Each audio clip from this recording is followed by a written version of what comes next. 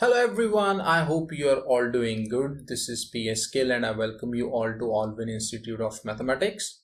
आज हम लोग स्टार्ट करने वाले हैं क्लास +1 CBSE का सबसे पहला चैप्टर दैट इज सेट्स। अब इस वीडियो में हम लोग कवर करेंगे some important topics of sets along with their examples and some problems based on them.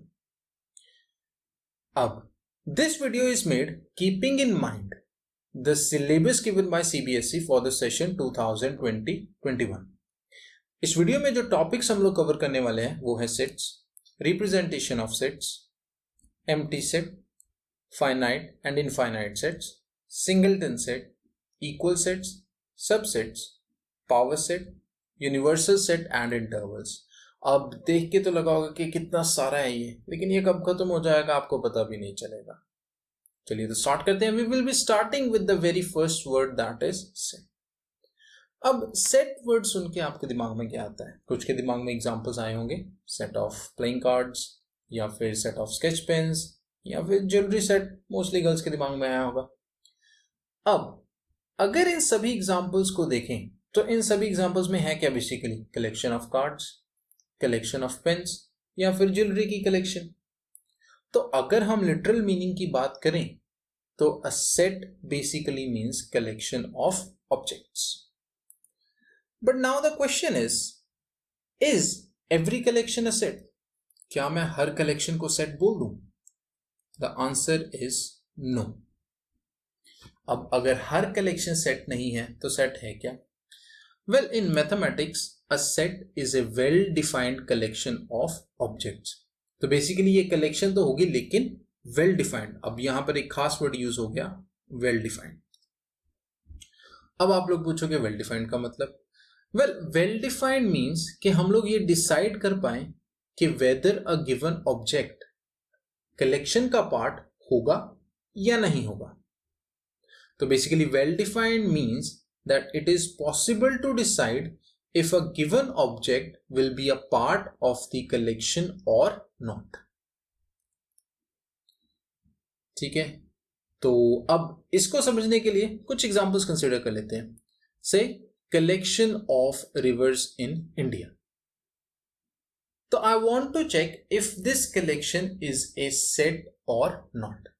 अब ये कलेक्शन सेट कब होगी? जब ये वेल डिफाइंड होगी। तो बेसिकली हम चेक क्या करना चाहते हैं कि क्या ये कलेक्शन वेल डिफाइंड है। ये चेक करने के लिए कुछ रिवर्स कंसीडर कर रहा हूं, से Ganga, Amazon, Yamuna and Nile. सबसे पहले रिवर गंगा की बात करते हैं। अगर मैं आपसे पूछूं क्या रिवर गंगा इस कलेक्शन का पार्ट होगी, the answer is yes. Why? Because we know that river Ganga flows in India. वहीं पे अगर मैं रिवर अमेज़न की बात करूं, will river Amazon be a part of this collection? Answer is no. Why? क्योंकि रिवर अमेज़न कहाँ है? साउथ अमेरिका में। अच्छा, अगर मैं रिवर यमुना की बात करूं तो we all know that river Yamuna flows in India, तो this is definitely a part of the collection. अच्छा, अगर मैं रिवर नाइल की बात करूं तो river Nile flows in Egypt, तो this is not a part of this collection. तो in this case we can easily decide कि एक गिवन रिवर इस कलेक्शन का पार्ट होगी या नहीं होगी। मोर ओवर, यूनिवर्सली अगर बात करूं तो इस कलेक्शन के जो ऑब्जेक्ट्स होंगे, यानी कि इस कलेक्शन में जो रिवर्स होंगी वो फिक्स्ड रहेंगी, वो चेंज नहीं होंगी डिपेंडिंग ऑन पर्सन्स ओपिनियन। एक और एग्जांपल कंसीडर करते हैं। Say collection of novels written by Chetan Bhagat. So again, I want to see if this collection is a set or not. तो उसके लिए मुझे चेक क्या करना है? बेसिकली क्या ये कलेक्शन वेल डिफाइंड है? अगर ये कलेक्शन वेल डिफाइंड हुई तो this will be a set. तो उसके लिए कुछ नॉवेल्स कंसीडर कर लेते हैं। से हमारे पास नॉवेल्स हैं one Indian girl, two states, half girlfriend and fantastic piece. अब चेतन भगत को आप सब जानते हैं and his novels are quite famous, तो इस पे मैं ज्यादा टाइम नहीं लगाऊंगा। वन इंडियन गर्ल की बात करें तो we all know that one Indian girl is written by Chetan Bhagat, it is a part of this collection. Two states की बात करूं तो it is also written by Chetan Bhagat and is a part of this collection. In fact movie भी बनी है, बहुतों ने देखी है। हाफ गर्लफ्रेंड की बात करूं तो this again is written by Chetan Bhagat. अब आया fantastic beast. Fantastic beast is written by J K Rowlings, तो this is not a part of this collection. इस कलेक्शन में अगेन अगर आप ध्यान दो तो वी कैन इजीली डिसाइड कि एक गिवन नॉवल इस कलेक्शन का पार्ट होगी या नहीं होगी। इस कलेक्शन में बेसिकली ऑब्जेक्ट्स क्या होंगे, वो सारी नॉवेल्स जो चेतन भगत ने लिखी हैं, उसके अलावा और कोई भी नॉवल इस कलेक्शन का पार्ट नहीं होगी।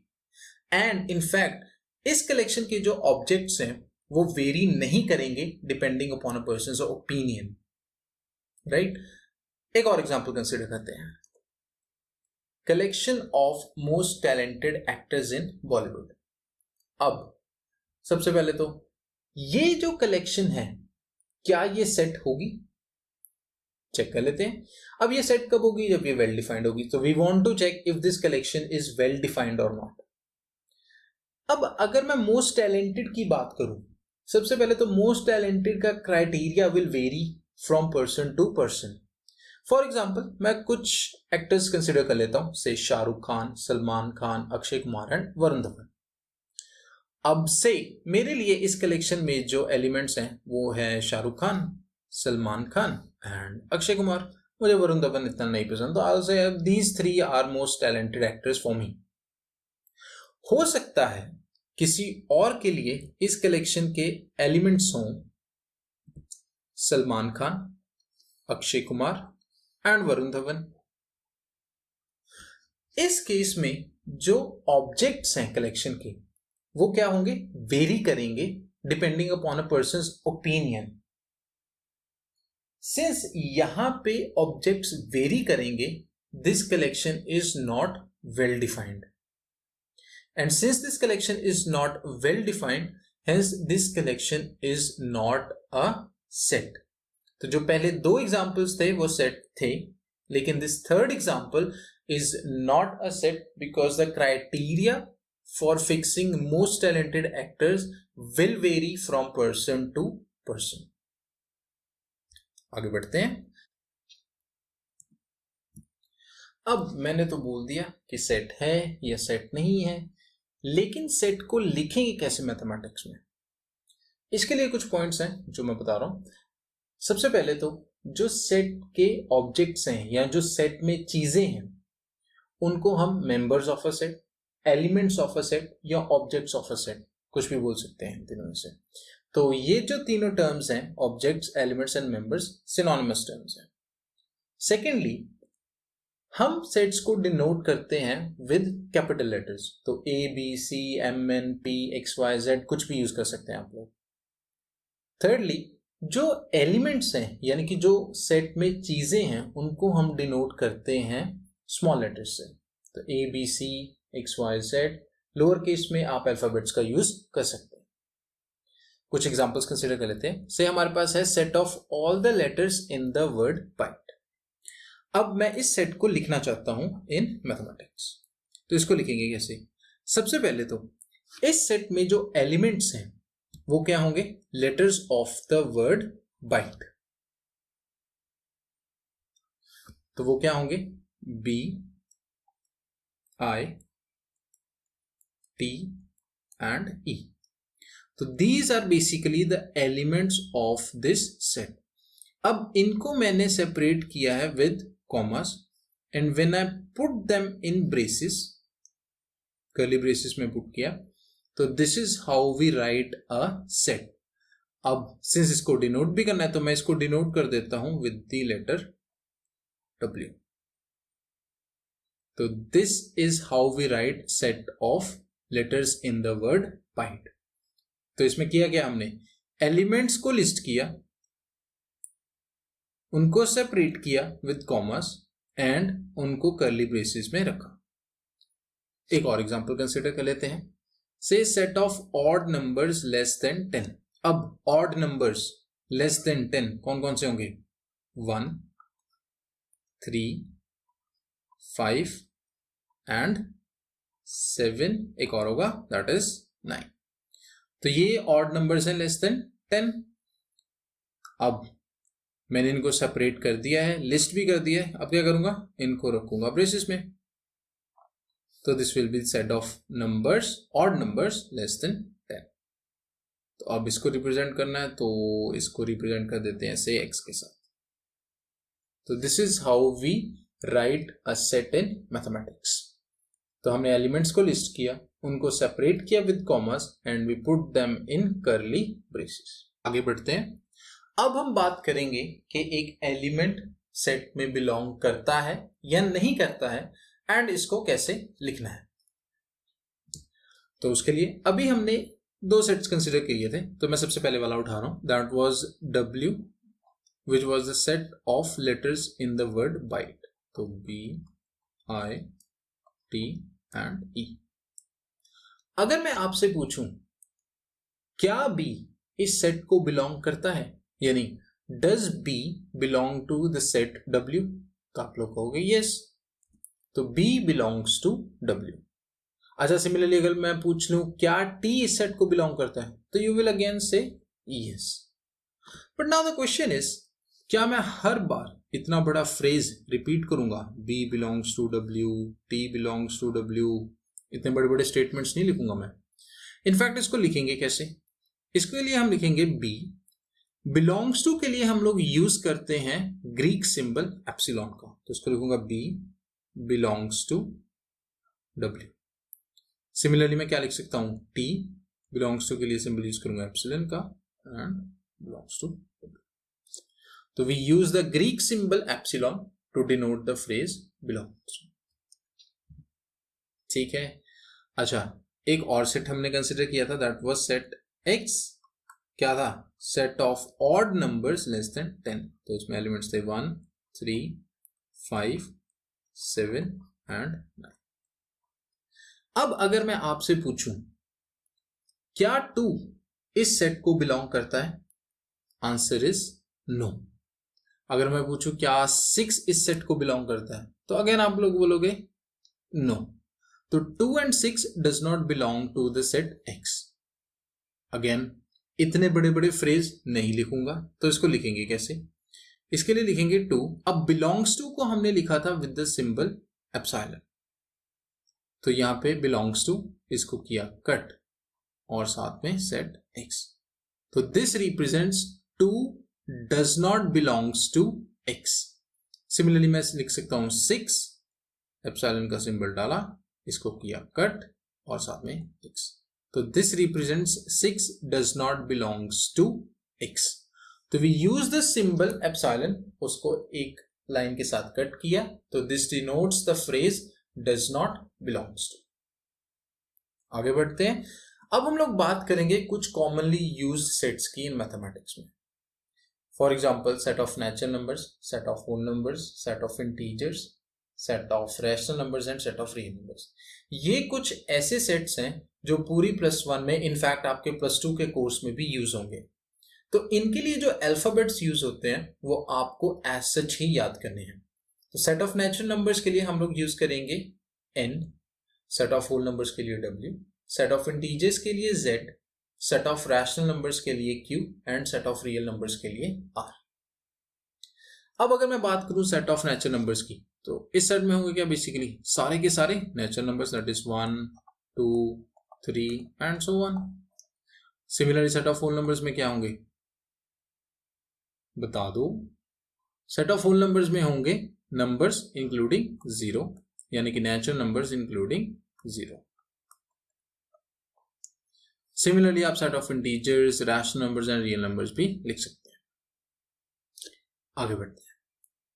अब हम लोग बात करेंगे methods of representing a set. Set को रिप्रेजेंट कैसे करते हैं। अब सेट को रिप्रेजेंट करने के दो वेज हैं। सबसे पहले है रोस्टर और टेबुलर फॉर्म। ठीक है, इन दिस फॉर्म हम एलिमेंट्स को लिस्ट करते हैं, उनको सेपरेट करते हैं कॉमास के साथ और उनको एनक्लोज कर देते हैं विद इन द ब्रेसेस, जैसे हमने पिछले दो एग्जांपल्स में किया। इसके लिए एक और एग्जांपल कंसीडर कर लेते हैं। से हमारे पास है set of prime numbers less than 10। तो इस सेट के एलिमेंट्स क्या होंगे, prime numbers which are less than 10, वो होंगे 2, 3, 5 एंड 7। अब रोस्टर फॉर्म में लिखने के लिए मैं इन एलिमेंट्स को सेपरेट करूंगा कॉमास के साथ and I'll put them in curly braces. तो ये है set of prime numbers less than 10 जिसको हमें लिखा है इन रोस्टर फॉर्म. अब रोस्टर फॉर्म में लिखते वक्त कुछ चीजें हैं जिनका हमें ध्यान रखना है. जैसे कि रोस्टर फॉर्म में जब भी हम किसी सेट को लिखते हैं तो द ऑर्डरिंग इन विच हम एलिमेंट्स को लिख रहे हैं, लिस्ट कर रहे हैं, that is not important. For example अभी हमने जो सेट लिखा था दैट इज 2 3 5 7. अब इस सेट को मैं ऐसे लिख दूं या फिर 2 7 3 5 इस सेट को ऐसे लिख दूं या फिर इसको लिख दूं 7 3 5 2. तो these three sets will be representing the same set. तो ऑर्डरिंग मैटर नहीं करेगी. सेकेंडली जब भी हम रोस्टर फॉर्म में एलिमेंट्स को लिस्ट करते हैं तो जो एलिमेंट्स रिपीट होते हैं हम उनको रिपीट नहीं करते. हम सभी एलिमेंट्स को डिस्टिंक्ट लेकर चलते हैं. एक एग्जांपल देखते हैं. से हमारे पास है set of letters of the word book. अब मैं इस सेट को लिखना चाहता हूं इन रोस्टर फॉर्म. तो कैसे लिखेंगे? सबसे पहले एलिमेंट्स को लिस्ट कर देता हूं. बी ओ ओ एंड के. अब बताओ क्या इसको ब्रेसेस में डाल दूं? आंसर इज नो, क्योंकि यहां पर ओ रिपीट हो रहा है और हम एलिमेंट्स रिपीट नहीं करते. तो इस सेट के एलिमेंट्स होंगे B O K and within the braces. तो this is the set of letters of the word book in roster form. Clear है? काफी इजी है, कुछ मुश्किल नहीं है. आगे बढ़ते हुए नेक्स्ट वे ऑफ रिप्रेजेंटिंग है सेट बिल्डर फॉर्म. अब वैसे तो ये नाम से क्लियर है, सेट बिल्डर, तो we are building a set. अब सेट को बिल्ड किससे करेंगे? With a common property which will be possessed by the elements. अब सेट बिल्डर फॉर्म में लिखेंगे कैसे? सेट बिल्डर फॉर्म में लिखने के लिए हम लोग सेट के एलिमेंट्स को एक जनरल एलिमेंट से रिप्रेजेंट कर देते हैं, जनरल सिंबल के साथ. तो मैं एक्स के साथ लिख रहा हूं. उसके बाद आएगा कॉलन जिसको हम रीड करते हैं set of all x. Colon को रीड करते हैं सच दैट, एंड इसके बाद आ जाएगी हमारे पास यहां पे कैरेक्टरिस्टिक प्रॉपर्टी.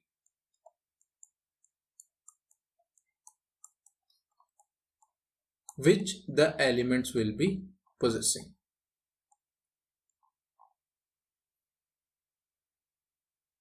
ठीक है, इसको समझने के लिए एक एग्जांपल कंसीडर कर लेते हैं. से हमारे पास सेट ए है जिसके एलिमेंट्स हैं 1 8 27 64 एंड इस सेट को हमें लिखना है सेट बिल्डर फॉर्म में. तो अगर आप ध्यान दो हमारे पास एलिमेंट्स थे 1 8 27 64, सारे के सारे बहुत ही अच्छे नंबर्स. ये है क्या बेसिकली 1 क्यूब, 8 क्या है 2 cube, 27 is 3 cube and 64 is 4 cube. तो अगर मैं एलिमेंट्स की कैरेक्टरिस्टिक प्रॉपर्टी की बात करूं तो ये सभी नंबर्स हैं क्या? Cube of first 4 natural numbers. तो अब मैं इस सेट को लिखूंगा कैसे? तो मैं इसको लिखूंगा set A is equal to set of all x, तो इन जनरल एक्स के साथ रिप्रेजेंट कर रहा हूं, such that x is equal to n cube. तो ये जो एलिमेंट्स हैं वो क्या है? Cube of n, where n is equal to 1 2 3 and 4. तो this is how we write a set in set builder form. तो जैसे जैसे मैं n की वैल्यूज पुट करता जाऊंगा, जैसे मैं n को 1 पुट करूंगा मेरे पास क्या आ जाएगा? First element that is 1. n को 2 पुट करूंगा तो मेरे पास इस सेट का सेकंड एलिमेंट आ जाएगा दैट इज 8. n को 3 पुट करूंगा तो I get the third element, and जैसे n को 4 पुट करूंगा तो I get the fourth element. ठीक है, तो सेट बिल्डर फॉर्म भी कुछ खास मुश्किल नहीं है. Now we will study some problems based on the set builder and roster form. तो सबसे पहले चलते हैं. हमारे पास सबसे पहला क्वेश्चन है write a is equal to, set में एलिमेंट्स हैं 1 2 √2 3√3, 8 एंड 5√5 इन सेट बिल्डर फॉर्म। तो सेट बिल्डर फॉर्म में लिखना है तो हमें क्या चाहिए, कैरेक्टरिस्टिक प्रॉपर्टी। उसके लिए एलिमेंट्स को ऑब्जर्व करें तो हमारे पास है 1, उसके बाद है 2√2, उसके बाद है 3√3 और 8 को भी नहीं लिख रहा हूं, है 5√5। देखो 2√2, 3√3, 5√5। अच्छा, सिमिलरली 1 को क्या लिख सकता हूं, 1 इंटू √1 और 8 को क्या लिख सकता हूं, 4 इंटू √4। 4 का रूट किया तो 2, तो 4 इंटू √4। तो बेसिकली इस केस में प्रॉपर्टी क्या है, जो सेट के एलिमेंट्स हैं वो किस फॉर्म के हैं, n इंटू √n। तो a को कैसे लिखूंगा, a is equal to set of all x such that x is equal to n into √n और इसके साथ n किसके इक्वल है, 1, 2, 3, 4 एंड 5। तो this is how we will be writing set A in set builder form. आगे बढ़ते हैं। अब हमारे पास है write set x is equal to 1/2, 1/5, 1/10 and so on in set builder form. अब अगेन हमें क्या ढूंढनी है, कैरेक्टरिस्टिक प्रॉपर्टी। तो अब अगर यहाँ पे ध्यान दें तो इन सभी नंबर्स में 1/2, 1/5, 1/10 ये जो एलिमेंट्स है सेट के, इसमें न्यूमरेटर तो सेम है, सब में 1। डिनोमिनेटर क्या है, 2, 5, 10 एंड सो ऑन। देखो फर्स्ट का डिनोमिनेटर है 2, सेकंड का डिनोमिनेटर है 5, थर्ड का डिनोमिनेटर है 10। अब अगर ध्यान दो तो 2 पास है 1 के, 5 किसके पास है, परफेक्ट स्क्वायर 4 के, 10 किसके पास है, 3 स्क्वायर के। तो बेसिकली ये नंबर्स हैं क्या, ये हैं बेसिकली 1/1 स्क्वायर प्लस 1। सिमिलरली 1/5 को क्या लिख सकता हूँ, 1/2 स्क्वायर प्लस 1। 1/10 को क्या लिख सकता हूँ, 1/3 स्क्वायर प्लस 1। तो द नंबर्स या the members of this set are of the form 1/n square plus 1। तो इस सेट को लिखेंगे कैसे, set of all x such that x is equal to किसके इक्वल आएगा, 1/n स्क्वायर प्लस 1। अब देखो यहां पे n 1 है, 2 है, 3 है और ये चलता जा रहा है, रुकने वाला नहीं है। तो इसका मतलब क्या है, n सभी नेचुरल वैल्यूज कवर करेगा। तो n belongs to set of natural numbers. तो जब मैंने लिख दिया सेट n नेचुरल नंबर्स को बिलोंग कर रहा है तो इट मींस n सारे नेचुरल वैल्यूज कवर करेगा, यानी कि n 1 होगा, 2 होगा, 3 होगा, 4 होगा एंड सो ऑन। तो this is how we will write set x in set builder form.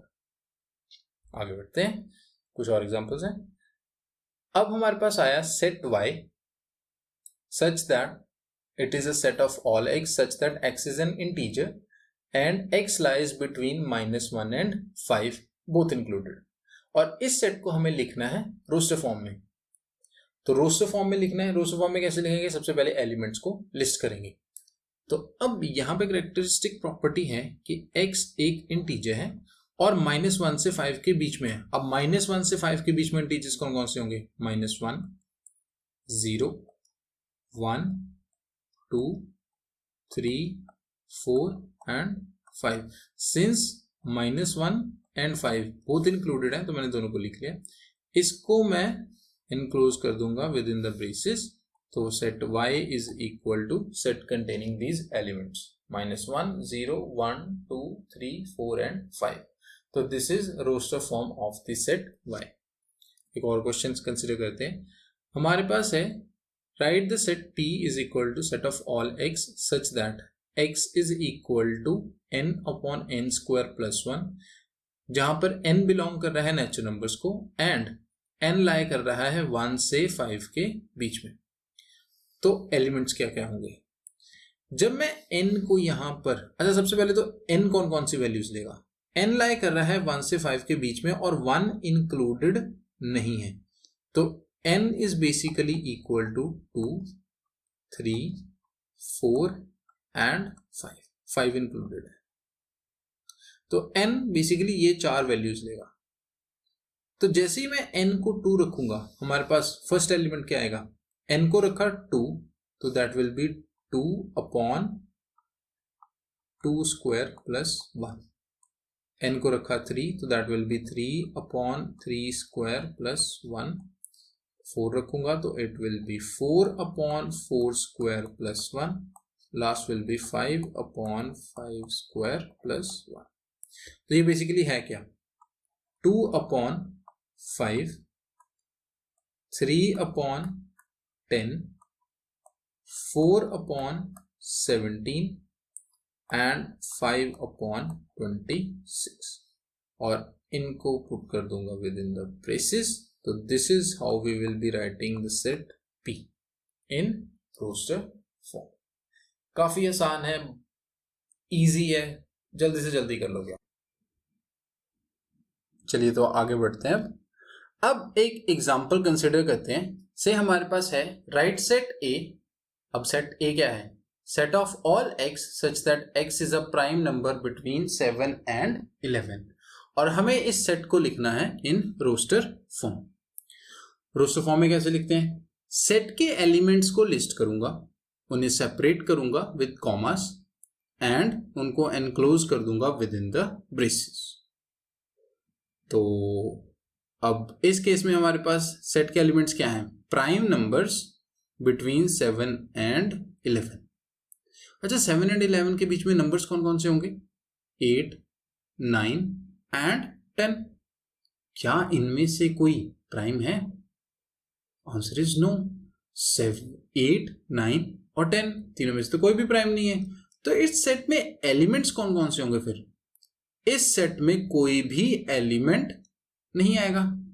तो ये सेट कैसा सेट है? This is an empty set. Precise definition की बात करें तो a set which does not contain any element is called empty set. अब empty set को कुछ बुक्स नल सेट या वॉइड सेट भी लिखती हैं। तो एम्प्टी सेट, null set और void set, they mean the same। अब empty set को रिप्रेजेंट कैसे करते हैं? empty set को हम नॉर्मली रिप्रेजेंट करते हैं either with braces, जिसमें कोई भी एलिमेंट नहीं है, और with the symbol phi। तो these two can be used to represent an empty set। आगे बढ़ते हैं। अब बात करते हैं फाइनाइट एंड इनफाइनाइट सेट्स की। वैसे तो नाम से काफी क्लियर है, फाइनाइट सेट का मतलब जिस सेट के नंबर ऑफ एलिमेंट्स कैसे हो, फाइनाइट नंबर्स। इनफाइनाइट सेट, जिस सेट के एलिमेंट्स कैसे हो, इनफाइनाइट। तो अगर प्रिसाइज डेफिनेशन की बात करूं तो a set which is empty or consist of definite number of elements. कैसा सेट? या तो वो एम्प्टी हो या फिर उसमें डेफिनेट नंबर ऑफ एलिमेंट्स हो, तो that set will be a finite set, otherwise it is an infinite set. वैसे एक बात बताओ, इनफाइनाइट सेट्स तो आप काफी सारे जूनियर क्लासेस में पढ़ के आए हो। सोचो सोचो कौन से? अरे याद करो, काउंटिंग नंबर से शुरू हो गया था। Set of natural numbers infinite set है, set of whole numbers, set of integers. In fact class 10th में, पिछली क्लास में पढ़ के आए हो अभी, कौन से? Set of real numbers. ये सभी सेट्स बेसिकली इनफाइनाइट सेट्स हैं। कुछ और एग्जांपल्स कंसीडर कर लेते हैं। से हमारे पास फर्स्ट केस है यहाँ पे, set of all x such that x belongs to natural numbers. तो एक्स एक नेचुरल नंबर है and product of x minus 3 into x minus 7 is equal to 0। अब दो नंबर्स का प्रोडक्ट अगर 0 है तो आइदर फर्स्ट विल बी 0 और सेकंड विल बी 0। तो अगर मुझे पता करना है कि ये सेट फाइनाइट सेट है या इनफाइनाइट सेट है, तो उसके लिए क्या करूंगा, इस सेट के एलिमेंट्स को लिस्ट कर लेता हूं। इस सेट में एलिमेंट्स कौन कौन से आएंगे, 3 and 7।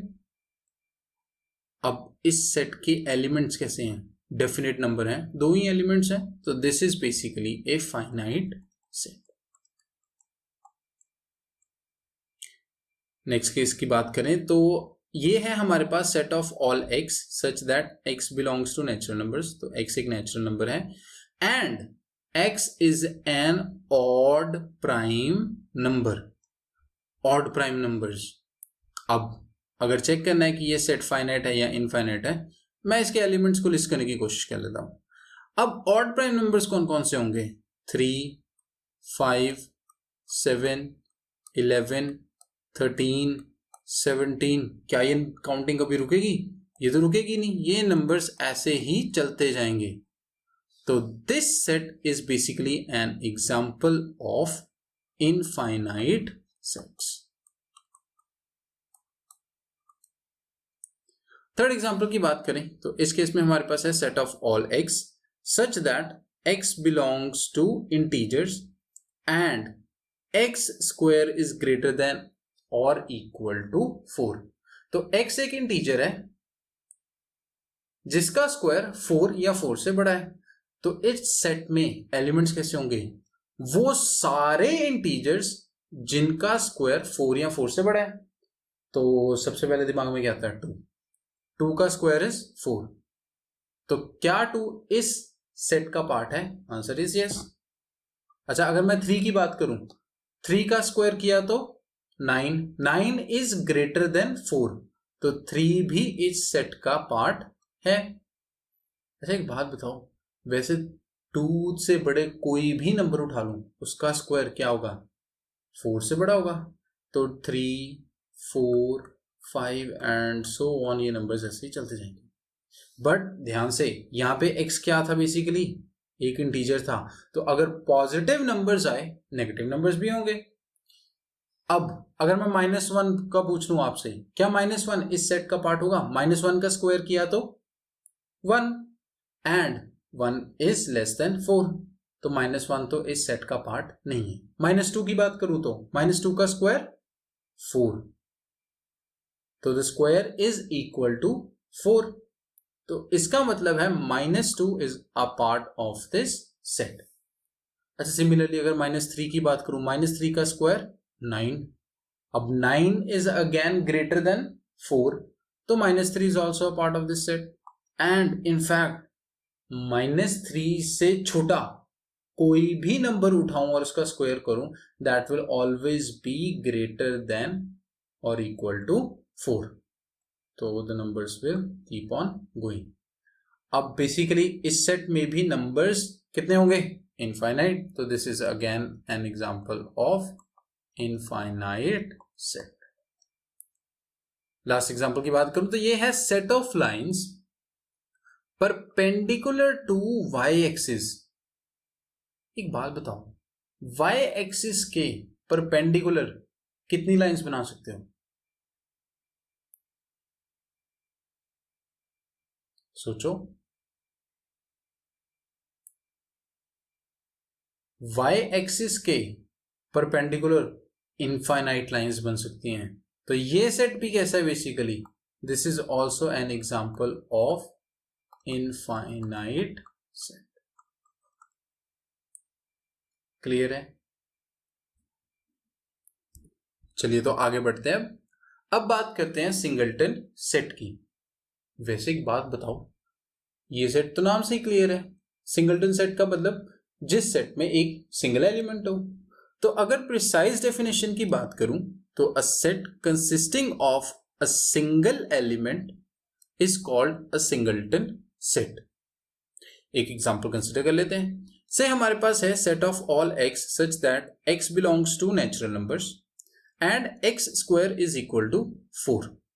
तो अगर मैं इस सेट को रोस्टर फॉर्म में लिखना चाहता हूं तो क्या करना होगा, मुझे इस सेट के एलिमेंट्स को लिस्ट करना होगा, उन्हें सेपरेट करना होगा with the commas and put them in curly braces. अब इस सेट के एलिमेंट्स कौन से होंगे, वो सारे नेचुरल नंबर्स जिनका स्क्वायर क्या हो इक्वल टू 4। अब मुझे पता है कि 2 स्क्वायर इज इक्वल टू 4। क्या कोई और नेचुरल नंबर है जिसका स्क्वायर करने पे 4 आएगा? Answer is no. तो इस सेट में सिर्फ एक ही एलिमेंट है, दैट इज 2। तो this is an example of singleton set. आगे बढ़ते हैं। अब बात करते हैं इक्वल सेट्स की। अब खुद सोचो और बताओ, दो सेट्स इक्वल कब होंगे? सोचो, दो सेट्स इक्वल होंगे जब उनके एलिमेंट्स कैसे हों? एग्जैक्टली सेम हो। तो अगर प्रिसाइज डेफिनेशन की बात करें तो two sets are said to be equal if they have exactly the same elements. Exactly same होने चाहिए एलिमेंट्स। सपोज करो मैं एक सेट कंसिडर करता हूं, सेट कंटेनिंग 2, 3 एंड 5। एक और सेट लिख लेता हूं, सेट कंटेनिंग 3, 5 एंड 2। अब देखो, फर्स्ट सेट में एलिमेंट्स कौन कौन से हैं? 2, 3, 5। सेकंड सेट में एलिमेंट्स कौन कौन से हैं? 3, 5 एंड 2। दोनों सेट्स में एलिमेंट्स कैसे हैं? Exactly same. ऑर्डरिंग चाहे चेंज है लेकिन एलिमेंट्स एग्जैक्टली सेम है। तो ये दोनों सेट्स कैसे हैं?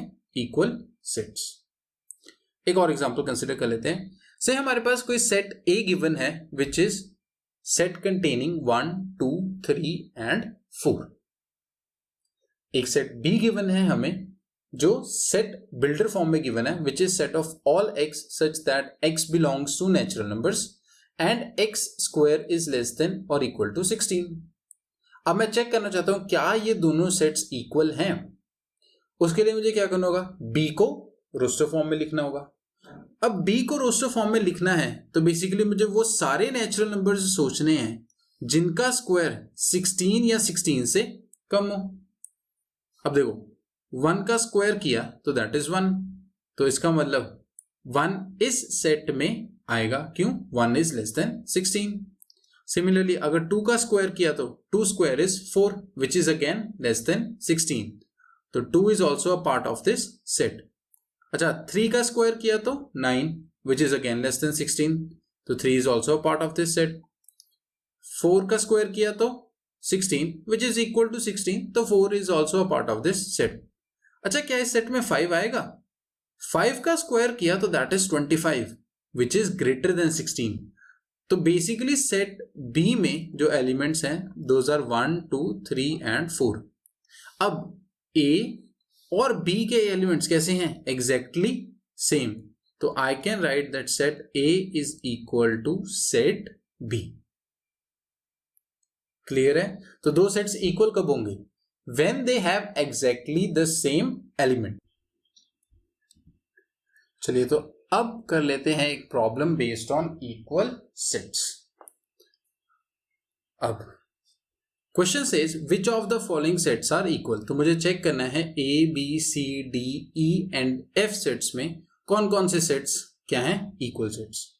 अब सबसे पहले हमारे पास सेट ए है which is set of all x such that x belongs to natural numbers. तो एक्स एक नेचुरल नंबर है and x is less than 4। अब कोई भी दो सेट्स इक्वल कब होंगे? जब उनके एलिमेंट्स कैसे हों? Exactly same. अब एलिमेंट्स को चेक करना है तो मुझे सेट्स को किस फॉर्म में लिखना होगा? रोस्टर फॉर्म में। तो मैं सेट ए को भी रोस्टर फॉर्म में लिख लेता हूं। तो set A is equal to set containing, अब मुझे वो सारे नेचुरल नंबर्स लिखने हैं जो 4 से क्या हो? कम। तो वो कौन कौन से होंगे? 1, 2 एंड 3। अब अगर ध्यान दो तो हमारे पास सेट ए में एलिमेंट्स हैं 1, 2, 3, बी में भी एलिमेंट्स हैं 1, 2 and 3 which are exactly same as set A. तो मैं लिख सकता हूं A is equal to B. C में एलिमेंट्स हैं 0 to 4, तो क्लियरली सी ए या बी के इक्वल नहीं है। सेट डी हमें गिवन है set of all x such that x belongs to whole numbers. तो एक्स एक होल नंबर है and x is even and x is less than 5। तो मुझे बेसिकली इस सेट को भी क्या लिखना है? In roster form. तो अब बेसिकली मुझे वो सारे x लिखने हैं जो क्या हो? इवन एंड लेस देन 5, वो भी होल नंबर्स में से। तो कौन कौन से होंगे? 0, 2 एंड 4। अब अगर ध्यान दो तो सेट C के एलिमेंट्स हैं 0 to 4, D के एलिमेंट्स भी हैं 0 to 4, तो I can write that set C is equal to set D। क्यों? Elements are exactly same. And A और B के एलिमेंट्स क्या थे? 1, 2 एंड 3, तो A is not equal to D, B is not equal to D। अब बात करते हैं सेट E की। सेट E में हमारे पास एलिमेंट्स हैं 1, 2, 1, 2 एंड 3। याद करो जब हमने रोस्टर फॉर्म पढ़ी थी तब हमने क्या कहा था कि हम यूजली सेट के एलिमेंट्स को रिपीट नहीं करते। तो इस सेट को मैं क्या लिख सकता हूं? Set containing 1, 2 and 3। अब देखो इस सेट में एलिमेंट्स क्या हैं? 1, 2, 3। ए में एलिमेंट्स क्या थे? 1, 2, 3। बी में एलिमेंट्स 1, 2, 3। तो A is equal to B is also equal to set E. तो A is equal to B, A is equal to E and B is also equal to set E। ठीक है, अब set F देख लेते हैं। अब F के case में भी हम एलिमेंट्स को नॉर्मली रिपीट नहीं करते, तो I can write it as 0, 2, 4। अब देखो C के एलिमेंट्स थे 0 to 4, D के एलिमेंट्स थे 0 to 4, अगेन F के एलिमेंट्स भी 0 to 4, तो C is equal to D is equal to F।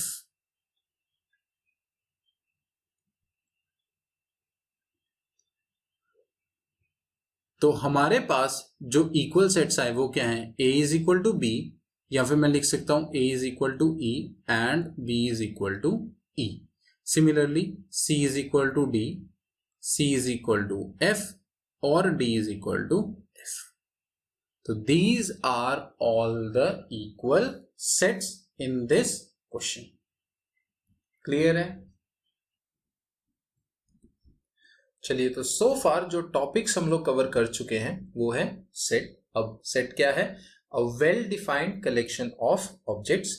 इसके बाद हमने सीखा था how to represent a set, जिसमें हमने 2 मेथड्स पढ़े थे। First one was roster form and second method जो हमने किया था that is set builder form. इसके बाद हमने आज पढ़ा एम्प्टी सेट। एम्प्टी सेट क्या है? अ set which does not contain any element. Empty set को हम नल सेट या वॉइड सेट भी कहते हैं, और इसको हमने रिप्रेजेंट किया था विद कर्ली ब्रेसेस, जिसमें कोई भी एलिमेंट नहीं लिखा मैंने, और विद द सिंबल फाइ। इसके बाद आए फाइनाइट एंड इनफाइनाइट सेट्स। अब फाइनाइट सेट क्या होता है? अ set which contains definite number of elements. Infinite set क्या होगा? अ set which has infinite number of elements. इसके बाद आया singleton set, that is a set which contains only a single element. And lastly हमने किया इक्वल सेट्स। अब 2 sets equal कब होंगे? When they have exactly the same elements. तो ये सारे टॉपिक्स हमने इस वीडियो में कवर किए हैं। The remaining topics will be covered in the second part of this video, जिसका लिंक डिस्क्रिप्शन में गिवन है। तो आई होप जो टॉपिक्स इस वीडियो में कवर किए गए हैं वो सब आपको समझ आए, and if it is so तो वीडियो को जरूर लाइक करें, शेयर करें, and do subscribe the channel for further updates.